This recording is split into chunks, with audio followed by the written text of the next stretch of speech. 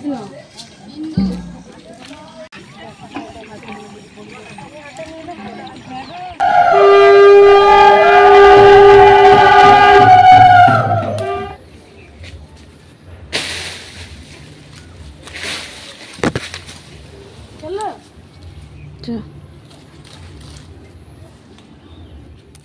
দেখো বুবলা ওইখানে পাড়তে চলে গেছে। কত ঘাস হয়েছে দেখছো আমাদের বাগানে, ঢোকাই মুশকিল এবারে। বুঝছো, এইখান থেকে পারছি। তো তাড়াতাড়ি পেরে নিই, তারপর আবার রেডি হতে হবে, মানে বেরোতে হবে আর কি। তো অনেকগুলোই নিচ্ছি, সবাই ভক্তরাও নেবে, মন্দিরে দেওয়া হবে সব। চল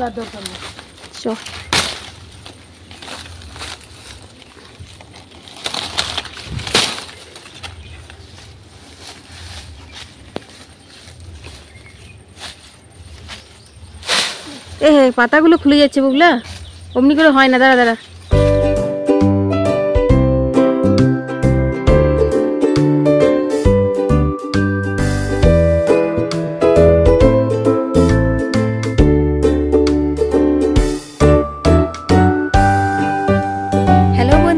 welcome to our YouTube channel Arpita daily blog. আমি অর্পিতা, তোমাদের অর্পিতা। আজকে আবার একটা নতুন রকমের ভিডিও নিয়ে হাজির হয়ে গেছি।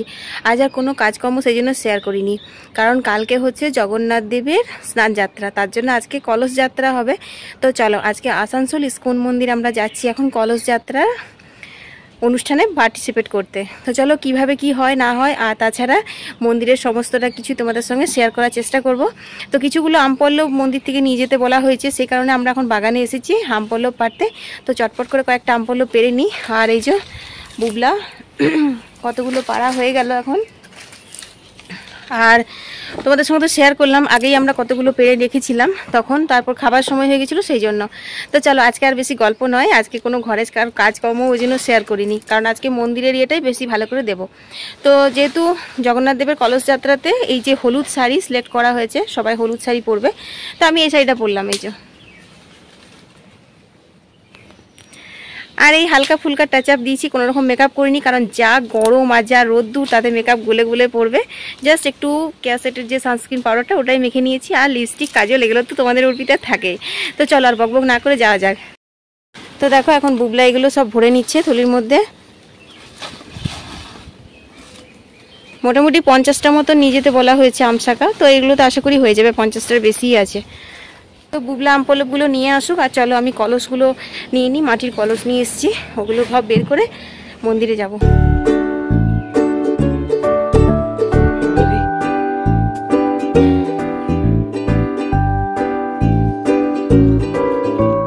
তো আমাদের সাথে সাথে এই যে সবাই রেডি হচ্ছে, আস্তে আস্তে যাওয়া হবে। প্রচুর লোক আছে, আর আমাদের বাড়ি থেকে জগন্নাথ মন্দির খুব বেশি দূর নয়, কিন্তু তোমরা যারা মানে আসতে চাইছো বাইরে থেকে তাদেরকে একটু ঠিকানাটা বলে দিই। তোমরা বাইপাস মিনি ধরবে, আসানসোল চিত্তরঞ্জন বাইপাস মিনি, কিন্তু ঠিক আছে, ওটা ধরে তোমরা গাড়ুই মোড়ে নেমে বাস্ট মিনিট 4-5 হাঁটলেই কিন্তু তোমরা জগন্নাথ মন্দির পৌঁছে যাবে।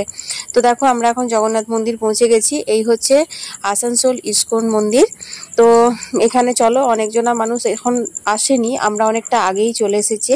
তো যেহেতু আমাদেরকে টাইমটা একটু আগে বলা হয়েছিল সেই কারণে তো একটু ফাঁকা ফাঁকা আছে, ভালোই হলো তোমাদের সাথে একটু শেয়ার করব। আর মাটির কলস নিয়ে এসেছি, কারণ এখানে অনেক ভক্ত আসে, তো কলসি নিয়ে কে কলসি নেবে কে না নেবে এসব আর কি সমস্যা হয়। যাই হোক, তো তোমরা যদি কলস যাত্রাতে ভাগ নিতে চাও তো তোমরা নিজের বাড়ি থেকে একটা করে কলসি নিয়ে এলেই বেশি সুবিধা হবে।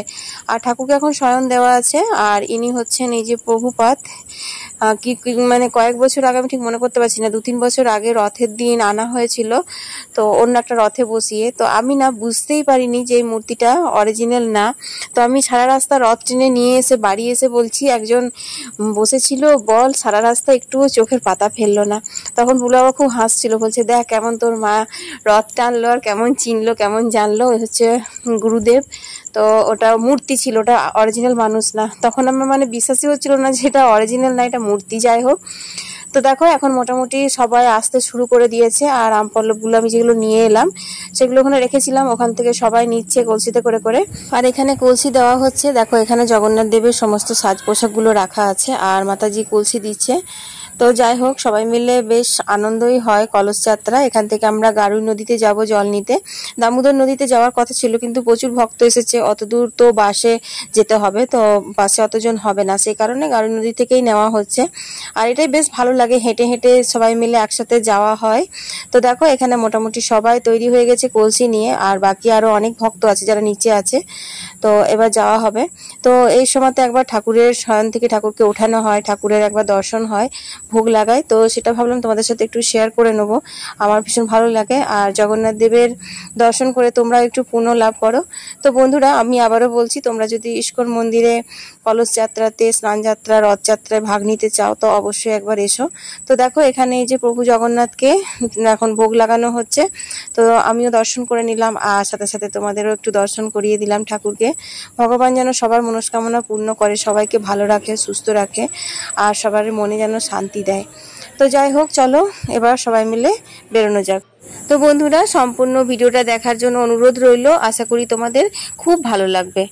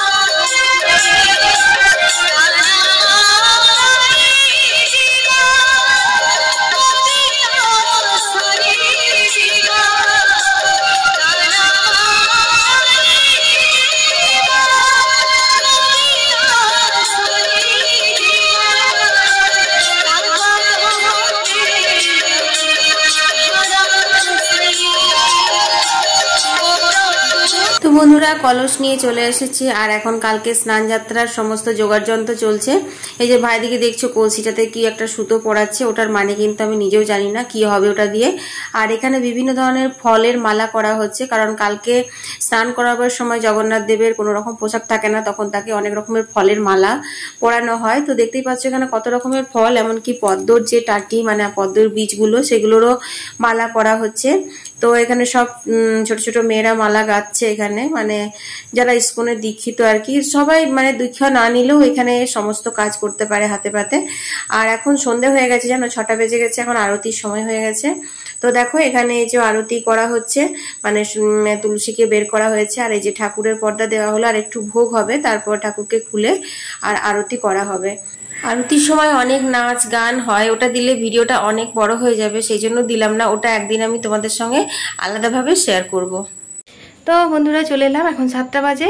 তো আজকের ব্লগটা এখানেই, কালকে আবার স্নান যাত্রার অনুষ্ঠান হবে, তো তোমাদের সাথে কালকেও শেয়ার করব, তোমরা অবশ্যই আমার পাশে থেকো। আর হ্যাঁ, আজকে যদি ফার্স্ট টাইম দেখছো তাহলে চ্যানেলটাকে সাবস্ক্রাইব করে রেখো, কারণ এরকমই নিত্য নতুন ভিডিও আসতেই থাকবে। তো চলো আজকে এই পর্যন্ত, সবাই খুব ভালো থেকো, সুস্থ থেকো, জয় জগন্নাথ।